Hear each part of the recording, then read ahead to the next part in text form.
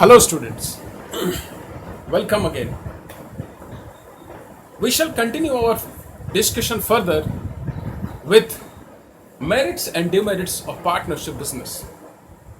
In our previous classes, we have dealt elaborately about the various features of partnership business. We have discussed at length the concept of partnership.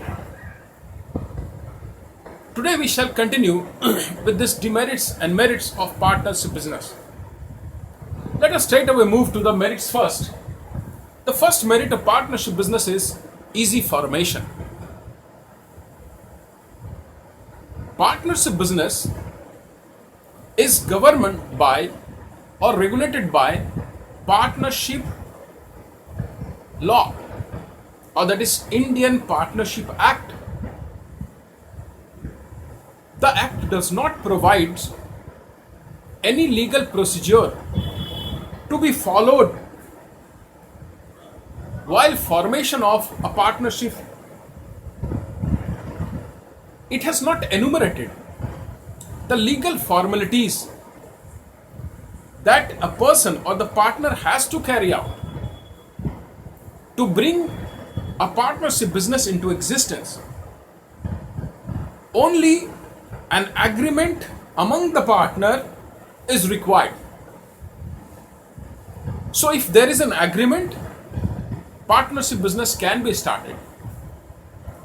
There is no legal process or legal imposition of formation of some legal documents to be filed with the registrar of the business. So merely an agreement of a partnership business and detail of the business containing in an application the name of the business firm, the partners who have associated to form the partnership firm, the place of the business and the nature of the business. They are to be contained in an application form, and then along with the application a partnership deed, if it is, has to be submitted with the registrar for getting the business registered. That is only sufficient to permit the operation of a partnership business. So it does not entail much legal formalities and procedure to commence the operation of a partnership business. Therefore, the formation is very easy. Coming to the next point, that is larger financial resources. In a partnership firm, the number of partners can raise from 2 to maximum number to 50. In case of sole proprietorship, we have seen that the ability to finance the resources of a business depends upon the personal saving of the proprietor as well as his ability to raise or borrow funds from the market. In case of a sole proprietorship, being there a single person, there was the limitation of financial resources and other to the capacity that a person can invest his savings or his capacity to borrow from the market. That determine the extent of finance and other resources to be available in a sole proprietorship. Similar is the case in a partnership business as well. Since there is number of person, this partnership business, apart from providing their personal contribution for investment in the partnership firm, funds can also be garnered through borrowings depending upon the personal capacity of each partner. So there is a greater pool of resources in case of a partnership firm. All the partners, they pull up their resources as well as they uses their individual capacity to borrow from the market funds and those funds can be used in the operation of the business of a partnership firm. So, in case of a partnership firm, there is a larger amount of financial resources. If it comes to enhancing or increasing the scope of the business operation, that can be easily achieved because a partnership firm has a greater financial resources at its disposal. Coming to the next point, that is division of work and specialization. Now, division of work calls for that the entire activities or operation of a partnership business firm needs to be divided into smaller tasks, and each task is allotted or is taken over by the individual partner depending upon their personal aptitude, depending upon their skills, depending upon their personal abilities. Now, this results in specialization of the work. Since a partner excels in a particular art, in a particular style of management, in a particular act of operation, there is a greater efficiency in the partnership business. And this efficiency results in greater profit to the partnership firm. So, specialization or division of work in a partnership firm leads to efficiency and greater profit. Coming to the next, that is balanced decision, and I have highlighted chance of error reduced. Generally, what happens in a partnership firm, whatever judgment is taken, whatever decision is implemented, the judgment and decision are combined. They are taken or they are arrived at after consultation with all the partners. This has the benefit. The benefit is that we know that individuals have their own perception, their own likings, their own whims and fancies. Now, these traits of an individual do affect their analytical judgment skill. In case of a premeditated discussion among the partners, the chances of error or these personal traits of an individual affecting the business decision is undermined. It is kept at a bay. They do not play an important role in a discussion. When a person takes an individual decision, there are possibility that his own apprehensions, his own analytical ability influences his judgment ability. His own liking and preferences, they influences his judgment and decision making ability. But when a decision is taken in a group after a premeditated discussion, a conjecture is avoided. There is premeditation among the partner before a decision is taken. Now, due to this, there is lesser chance that personal bias and personal prejudices may affect the business decision, as also the decision tends to be free from errors. It tends to be more reliable, more accurate. So here, in case of a partnership firm, when decision is taken after a decision, the combined abilities of all the partners, they leads to a balanced, a reliable decision. they do away with the effect of their personal apprehensions, personal likings, personal preferences, personal biasness and prejudices. They do not affect the business decision. And the business decision tends to be more reliable and accurate. Coming to the next, that is flexibility and elasticity in operation. Depending upon the market situation of demand or change in the business environment, the activities of a partnership business can be increased or decreased. There is no legal formalities. Law does not prescribe that in case of, if the partnership business wants to increase their activity or if they want to reduce their activity as the partner senses, that can be done at ease. Changing of the business activities, that is increasing the business operations or decreasing the business operation,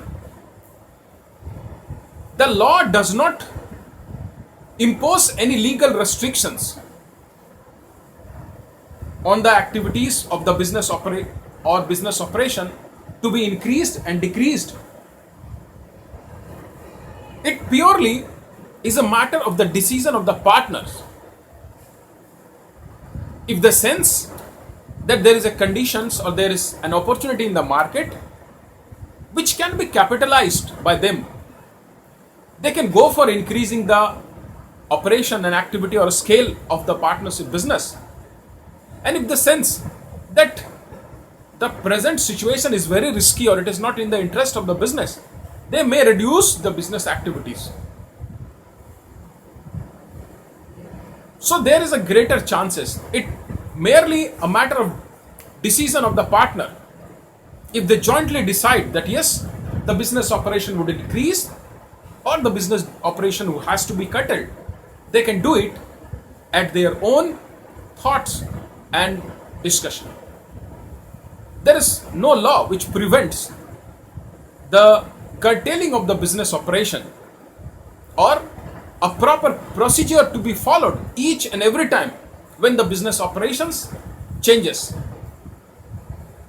The partner may also change the existing terms and condition on mutual agreement. So that is very easy. So the operation of the business is more elastic, is more flexible. Depending upon the requirements of the partner, the operation of the business can be increased and decreased, and the terms and conditions of the partnership can also be amended. So therefore, it is flexibility and elasticity in operation. Then comes secrecy. We have seen in case of a joint Hindu family or in case of sole proprietorship,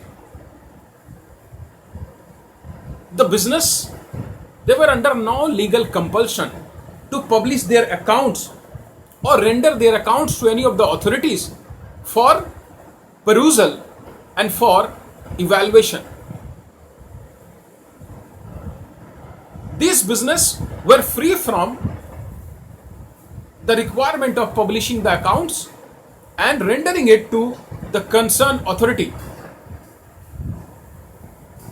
So over here also we find that the business or partnership business is under no compulsion to publish their account.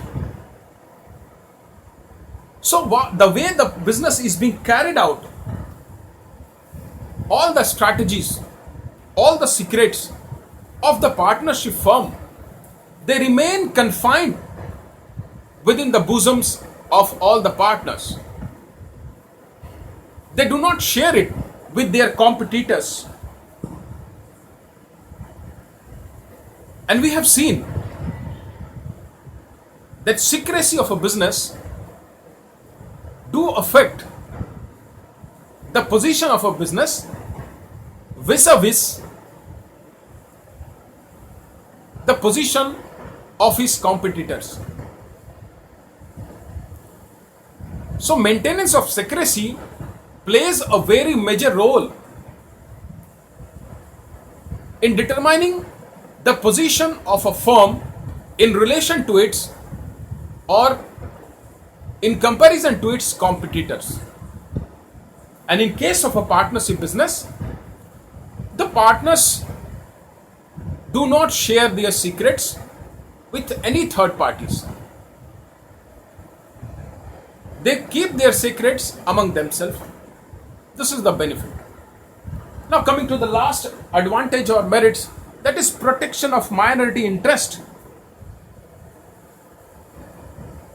Right on the first day of our discussion, we have in the first lectures of this topic, we have made it very clear that partnership is a relation arising out of an agreement.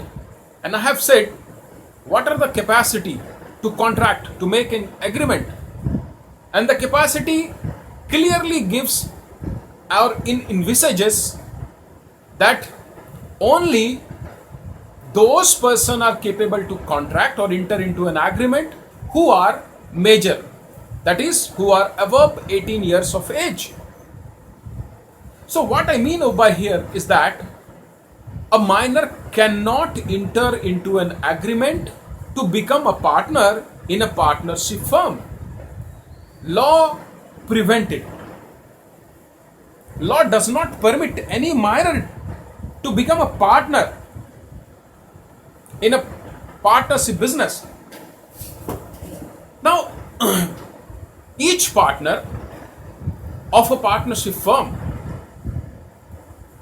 as they are jointly owner or as well as agent, so they have a right to participate in the management and take part in the conduct of the partnership business. How can a minor play a major role in this?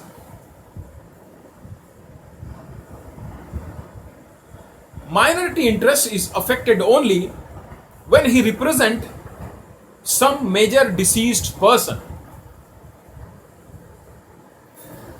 If I am a partner to any of the partnership firm, and if I dies, and my son or daughter, if he or she is a minor one, they can become a sharer into the profit of the partnership firm, but they cannot become a partner so long they are a minor.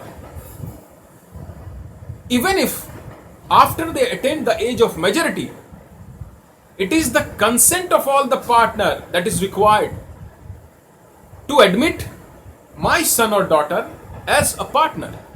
If they do not consent, then even on attaining the majority, my son or daughter cannot become a partner.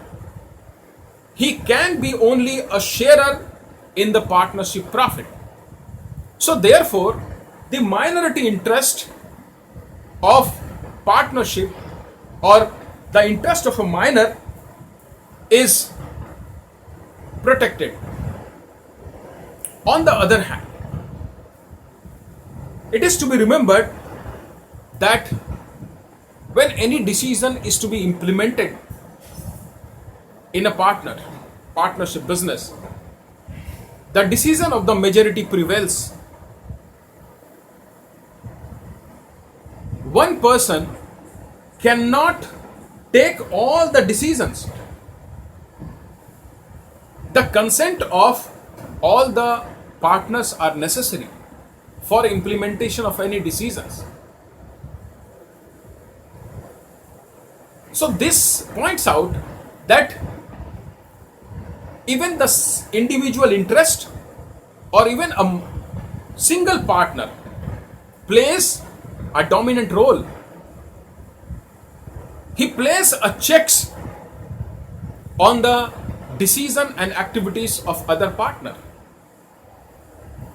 This is how the minority interest is protected. Even if a partner is having a lesser proportion of share, it does not affect his right to veto any of the decision of the partnership firm.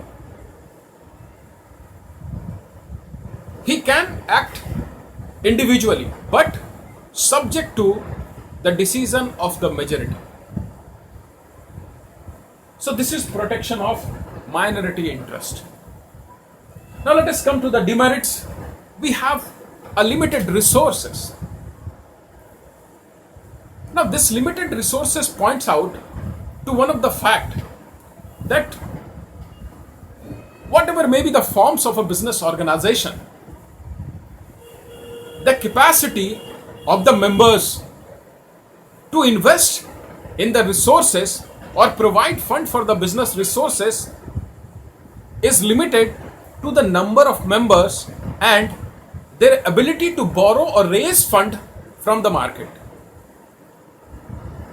So in a partnership fund, there is no oversupply or plethora of resources at the disposal of the partnership firm.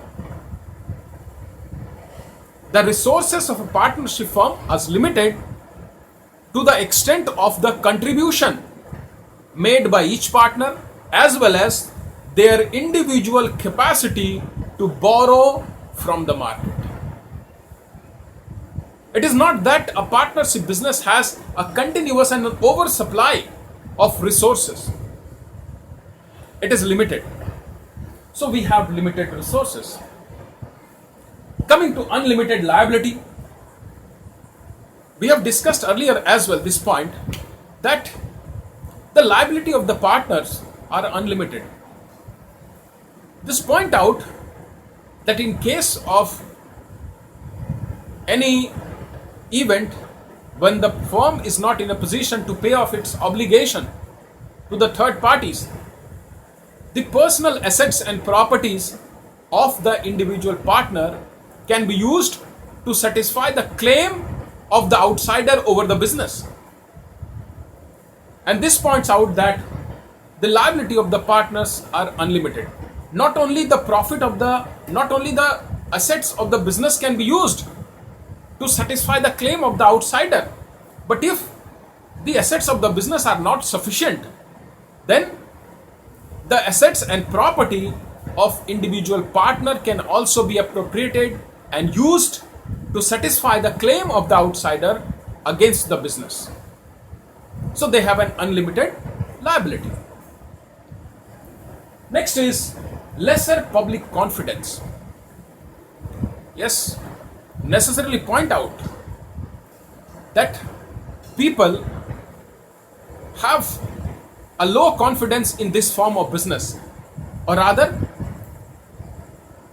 the number of investors who want to invest in this form of business is very less. Why it happens? To my understanding, I feel that since there is no legal process through which the business comes into an existence, even the registration is not mandatory. This poses a question not only on the existence of the partnership, but on the operations and on the intention of the partners as well. Whether they would continue to operate, or rather it is an association to perpetrate a sham, a fraud to be played upon the investors. We therefore conclude that people have a lesser confidence in this form of business. They do not have the trust on this type of business. Next is abuse of implied authority.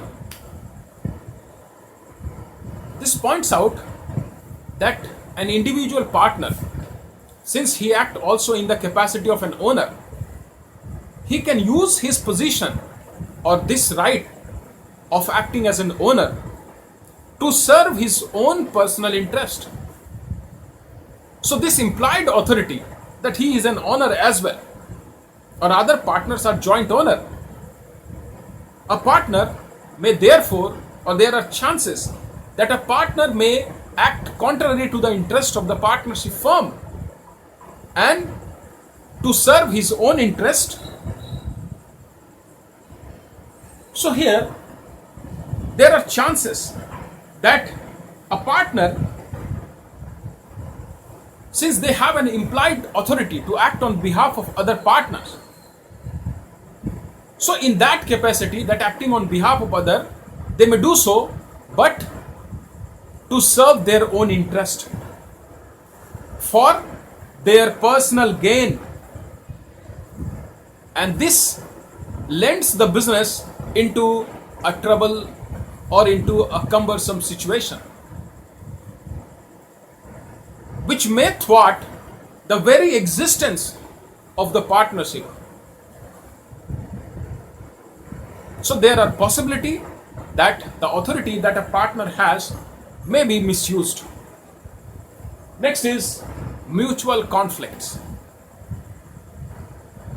But generally, human perception or human nature is that they do not take it granted, or rather the behavior and conduct of other person is not taken for granted always. Likewise, the partners also, they suffer from this human inherent limitations. Partner may have a suspicions. They may doubt their characters of other partners, the integrity of other partner. It exerts a lesser confidence on them. The trust is challenged. The faith is thwarted. A partner acting on behalf of this firm is therefore has to work very hard so that the faith on which they have entered into an agreement, that is maintained, that is retained. Otherwise, there is always a chances of suspicion or doubt, shaking the entire edifice of the partnership structure, leading to collapse of the entire business. So there are greater chances that partner may indulge into a mutual conflict or dispute on account of their suspicion or doubt on any of the partner. Coming to the last is delay in decision making. One of the benefit of partnership is that the decision tends to be very balanced. But at the same time, since a partner has to consult or take a unanimous decision after consultation with all the partners on a major or a very vital issues of the business, this calls for lot of discussions and it involves much time. So the efficacy of a judgment is itself challenged. The moment the judgment is to be implemented, by the time the business may lose the opportunity, and it may not be a timely judgment or decision. Too much consultation, negotiations and discussions consume the important time as well as opportunity of the business, and a business may lose an important opportunity. So here what we find that in a partnership business, the delay in decisions is caused due to lot of discussions, lot of conjectures, deliberations among the partner themselves. Whereas the opportunity provides that instant decision and without any undue delay has to be taken. But the partners, or rather the firm, is deprived of such timely decision due to the unanimous decision to be taken by the partners after mutual consultations and discussions. So these are all for today's discussion about the merits and demerits. In one of the demerits, we can add that in a partnership business, there is greater chances that the business may not be stable. It may not continue to operate for a long period.